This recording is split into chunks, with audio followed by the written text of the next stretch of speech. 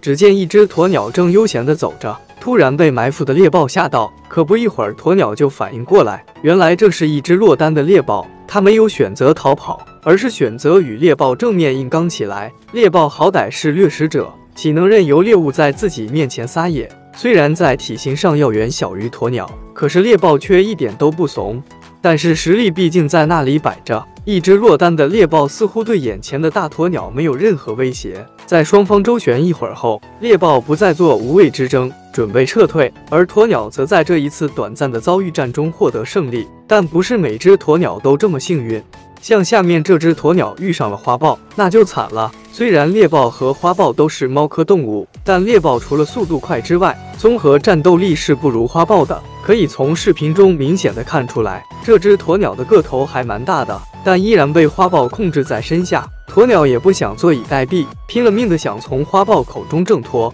可是哪有这么容易？花豹用强壮的前肢紧紧按住鸵鸟，而豹口则使劲咬住鸵鸟的脖子。不难看出，虽然鸵鸟挣扎的力气很大，但花豹面对它的挣扎可谓是压制的死死的。而且花豹还是一只单独的狩猎者，能捕获这么大的猎物，属实不容易。看到这儿就不得不为花豹点个赞。随着时间的推移，鸵鸟由于长时间被花豹锁喉，再加上自身的挣扎，也在不断消耗体力，导致体力快速殆尽，再也无力抵抗花豹的进攻了。虽然花豹是拿下了这头鸵鸟，但是捕猎这只鸵鸟是冒了巨大风险的，因为鸵鸟强有力的大长脚一旦踢到花豹，估计花豹后半生都不能自理了。当然了，除了花豹能单独捕猎鸵鸟外，另一位猎手也可以做到，那就是有草原霸主之称的狮子。眼前这只狮子刚刚成功的伏击了鸵鸟，现在它正死死咬住鸵鸟的脖子。从双方体型上对比，这只鸵鸟的个头也不小，